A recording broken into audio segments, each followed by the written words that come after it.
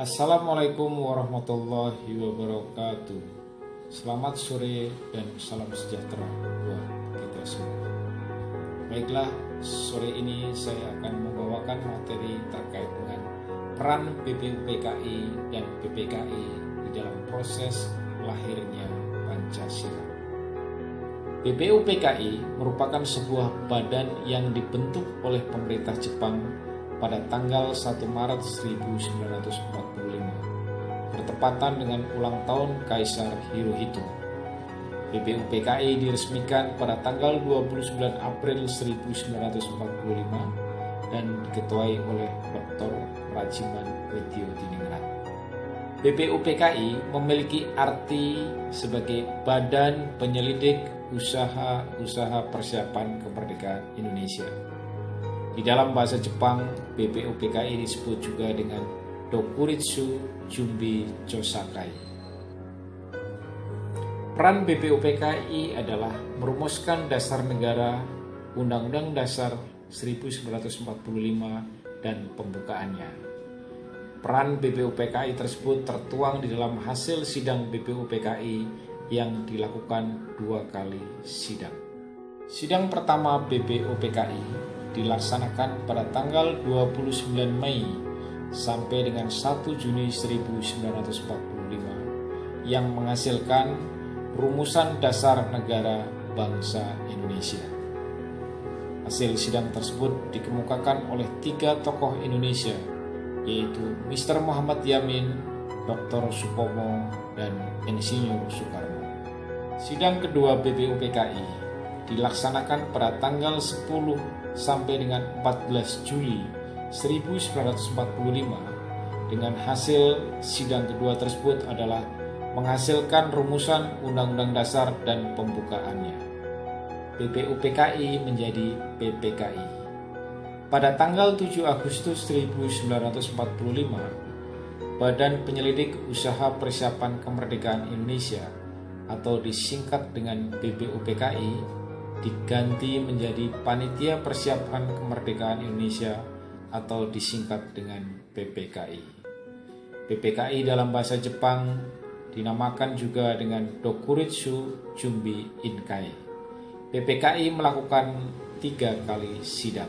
Sidang pertama PPKI dilakukan pada tanggal 18 Agustus 1945 yang menghasilkan antara lain 1. Mengesahkan Undang-Undang Dasar 1945. Kedua, mengangkat Insinyur Soekarno dan Muhammad Hatta sebagai Presiden dan Wakil Presiden Indonesia. 3. Membentuk Komite Nasional untuk membantu tugas Presiden sebelum terbentuk MPR dan DPR. Kemudian adalah sidang kedua PPKI.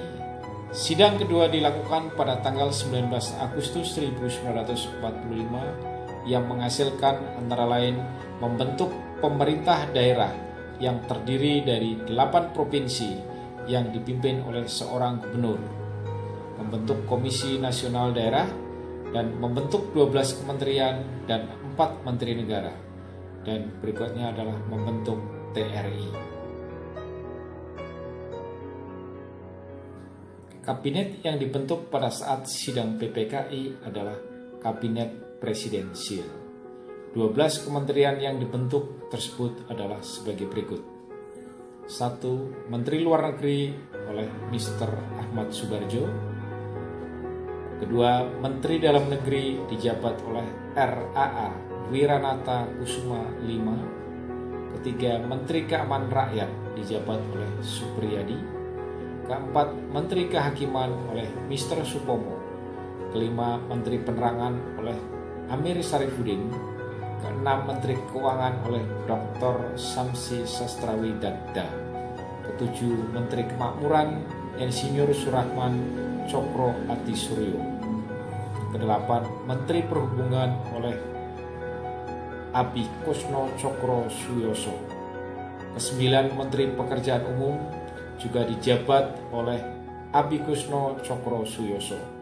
Kesepuluh, Menteri Sosial dijabat oleh Iwa Kusuma Sumantri.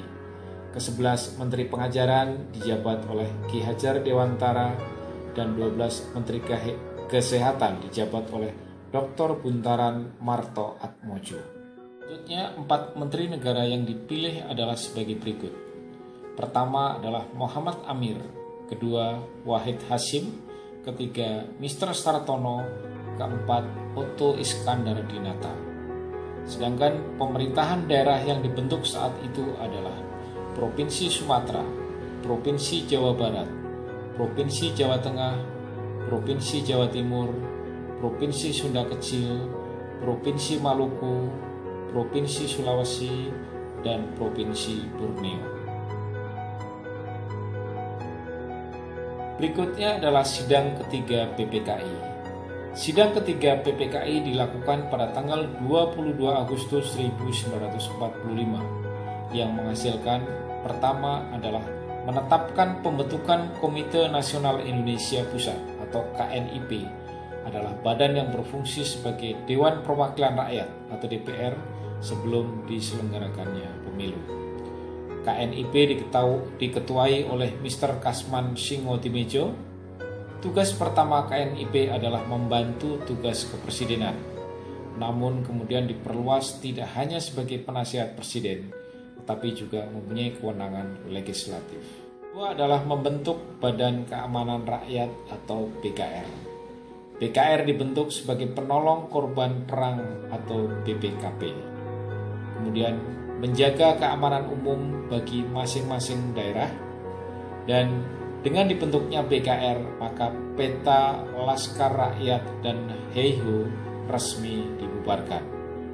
Pembentukan Tentara Kebangsaan Indonesia harus dilakukan demi kedaulatan negara Republik Indonesia. Yang ketiga adalah pembentukan Partai Nasional Indonesia atau PNI. Pembentukan PNI pada saat itu dimaksudkan sebagai satu-satunya partai politik di Indonesia atau partai tunggal. Dalam perkembangannya muncul maklumat tanggal 31 Agustus 1945 yang memutuskan bahwa gerakan dan persiapan PNI ditunda dan segala kegiatan dicurahkan ke dalam Komite Nasional. Sejak saat itu gagasan satu partai tidak pernah dihidupkan kembali. Demikianlah materi tentang peranan BBUPKI dan PPKI di dalam proses lahirnya Pancasila. Sampai bertemu kembali di season berikutnya. Wassalamualaikum warahmatullahi wabarakatuh.